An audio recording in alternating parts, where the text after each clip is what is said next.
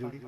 आदिम तीर्थंकर प्रभु आदिनाथ मुनिराज, आदि आदि अगे मद मिटे तुम पद में ममवा। चरण शरण आपके तारण कर्ण जिया, बौद्ध दी तट तक ले चलो करुणा कर जिन राज, करुणा कर जिन तने नंदनी गुरु तारो मुझे ऋषिष, करना करना करो कर से दो आशीष, कर से दो। वो देवादि आदि ब्रह्मा देव भगवान की, मूल नायक एक श्री पद्म पुरुष भगवान की जय। वर्तमान शासक श्री महावीर भगवान की जय।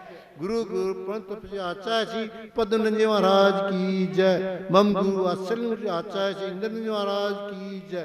3 करोड़ 9 करोड़ मुनिराजों की जय। जिनवाणी माता की जय।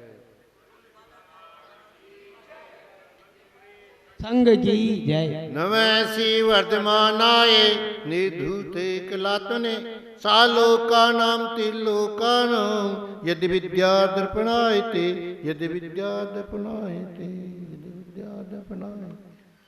भव्य आत्मा रतन कंद श्राव का चार है, जो आचार्य संबद्ध द्वारा रचित की प्रलोभनापन गत दिनों से करते आए हैं।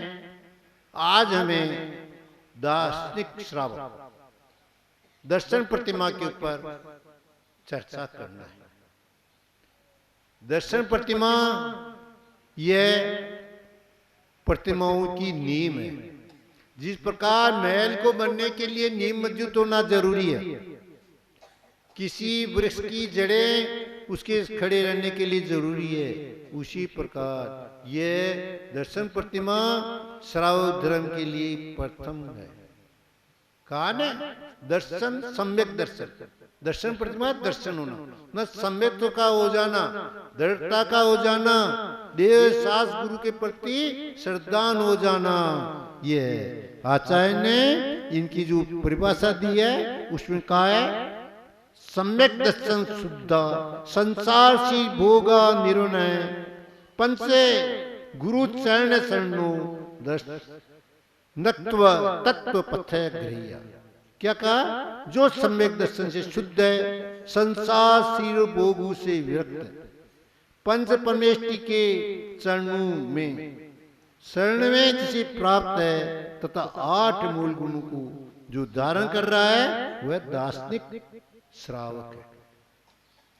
क्या करना पड़ता है दार्शनिक श्रावक बनने के लिए? ये पहली कक्षा है।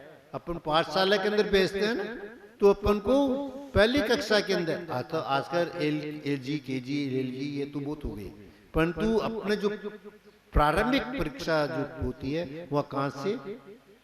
पहली क्लास से चालू होती है। तो पहली क्लास के अंदर भर्ती होने के लिए अपन को क्या करना पड़ता है? अष्टमूल गुणों को धारण करना पड़ता है। श्रावक के अष्टमूल गुण होते हैं, उसको अपन जानते हैं। अलग अलग आचार्य ने अलग अलग तरह से बताया। मधुमास मध्य का त्याग, पंचदुबर का त्याग। किसी आचार्य ने अपन को दूसरी रूप दे दिया कि भगवान का जिन देव का दर्शन करना, पानी स्नान करना, रात्रि भोजन नहीं करना और 5 पापों का त्याग। किसी ने अलग अलग आचार्य ने अलग अलग परिभाषा दी है, पर उनका सार है कि अपन अष्टमूल गुण को धारण करें। अष्टमूल गुण के धारण करके सप्तव्यसन को त्याग करें। सप्तव्यसन को त्याग करने के बाद जब वह अपना सदाचार में आ जाता है, अपने जीवन को क्या करता है कि संसार और शरीर से उसकी भोग की भाव पैदा हो जाता है। वह चाहता है कि मैं किसी प्रकार धीरे धीरे व्रत दान करके मैं दूसरी तीसरी चौथी प्रतिमा लेके क्या हूँ शुल्लक बनूं, ये भावना होती है। क्योंकि श्रेष्ठ उत्तम जो होती है श्राव के अंदर श्रेष्ठ शुल्लक, जो 11 प्रतिमा में श्रेष्ठ शुल्लक होती है क्या कहलाता है? शुल्लक होता है ना, श्रेष्ठ श्राव कहलाता है। उसी प्रकार तो इस प्रकार की भावना बढ़ती है। तो अपन जब 11वीं कक्षा में जाना है तो उसके पहले पहली कक्षा में भर्ती होना पड़ेगा।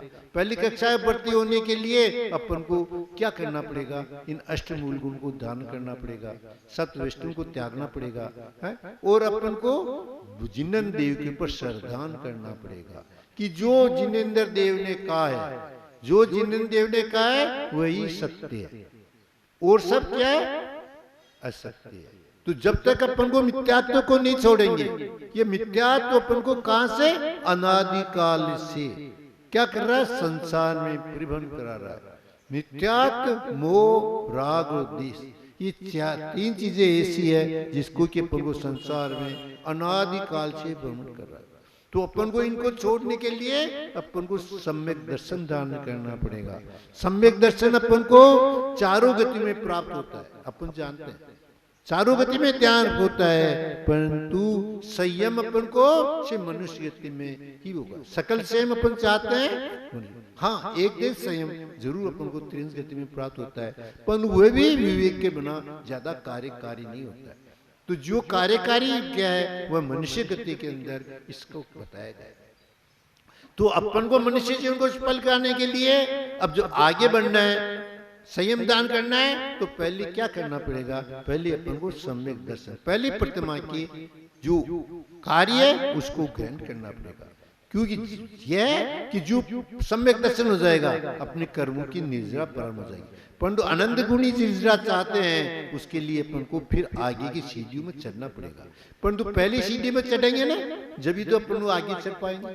कहा ने आचार्य ने कि आपको गाड़ी को यदि लाइन में आ गई तो फिर गाड़ी चलने में दिक्कत नहीं आएगी। क्यों नहीं आएगी, जैसे कोई ट्रेन है, अब ट्रेन यदि पटड़ी पर है तो चलने में दिक्कत नहीं आती। यदि मान लिया कोई पहिया नीचे उतर रहा है तो जब तक ऊपर नहीं आएगा तो बहुत श्रम करना पड़ेगा। इसलिए अपन को जो पटड़ी पर गाड़ी चल रही है, क्योंकि जब तक इस गाड़ी में नहीं बैठेंगे ना, जब तक अपन क्या चाहते हैं कि अपने गंतव्य स्थान में पहुंच जाए। मान लो जैसे अपन चाहें कि कोटा से अपन को बॉम्बे जाना है, तो बॉम्बे जाना है तो अपन को कुछ से कुछ स्टेशन पर जाएंगे और टिकट खरीदेंगे ना, टिकट खरीद गाड़ी में बैठेंगे जब पूछेंगे ना। पर टिकट खरीद के भी अपन क्या करें, ब्रेंच के ऊपर बैठे रह गए, गाड़ी आई बॉम्बे की, अपन बैठे रह गए, निकल गई, तो क्या पूछे, क्या नहीं पूछे। तो भैया अपन को रतन ट्रे की गाड़ी में बैठने के लिए जो टिकट खरीदना है वो कहां से खरीदेंगे, टिकट घर से।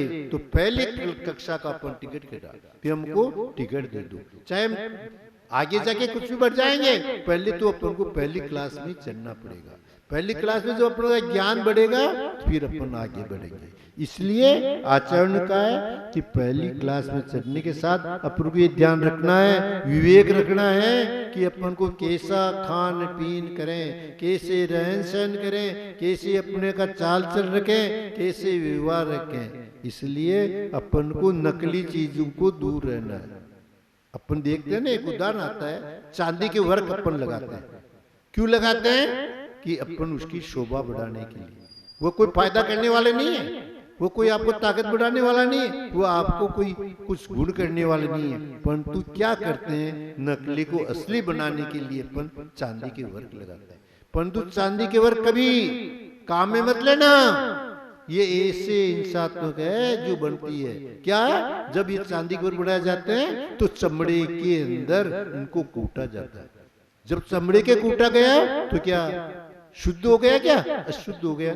भैया ऐसी चीजें अपन को नहीं काम में लेना चाहिए, इससे अपन को दूर से ही रखना। चांदी के वर्क लगाए क्या करते हैं, जैसे कि कोई भी चीज है तो उसको सुंदर बनाने के लिए, अच्छी आकर्षित करने के लिए, दूसरों को गुमराह करने के लिए चांदी के वर्क लगाते हैं। तो उनको अपन को काम में नहीं लेना चाहिए। यदि चांदी के वर्क की लगी हुई मिठाई आ गई तो अपन को उसको त्याग देना चाहिए। आचार्य ने कहा है कि ये लिए अभक्ष्य है, अभक्ष्य को यदि सेवन करेंगे तो क्या अपन आगे चल सकेंगे, क्या अपन अपने पहले जो दर्शन प्रतिमा के अंदर उसके दोष लगा नहीं लगा।